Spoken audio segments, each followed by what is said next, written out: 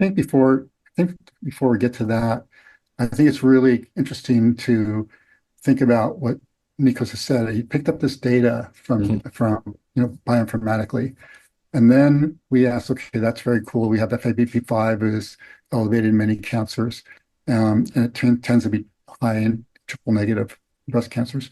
But then he actually did the experiments and looked for FABP5 expression Mm, in the hormone responsive versus the triple negative. I And what see. was very cool was that triple negative had high levels of FABP5 and the hormone responsive cancers did not.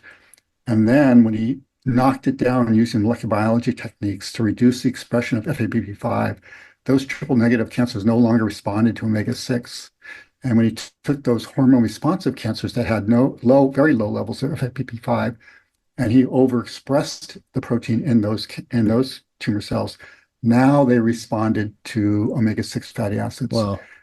So that alone, and there were many, many more experiments that were done to support that. But that basic observation really lit the fire to try to understand how that FABP5 protein, when bound to omega-6 fatty acids, was then activating TOR.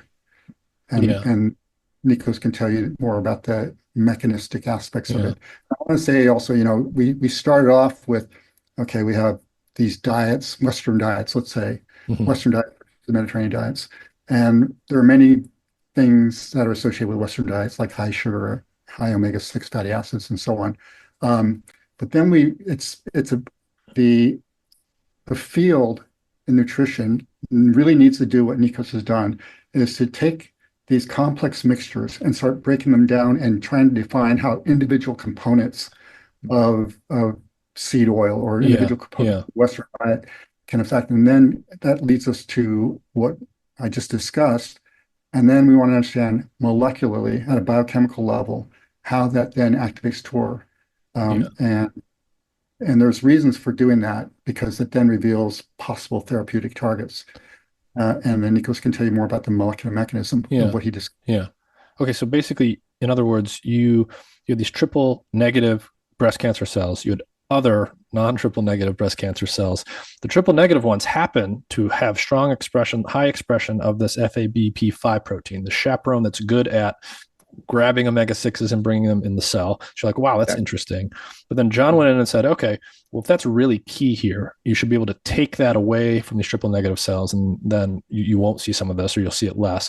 And you, in fact, did that. And then you actually then went and increased FABP5 in the other breast cancer cell lines that don't normally have it highly, and that rendered them more sensitive to omega-6s. And Exactly. that starts to get you towards an explanation for why, like, okay, there could be a dietary effect for people with this type of breast cancer, but not that one, because cells can behave in these kinds of different ways. Exactly. Yep. Okay, okay, interesting. And so, yeah, so sort of what happens next in the story, John? I'll let Nikos tell you.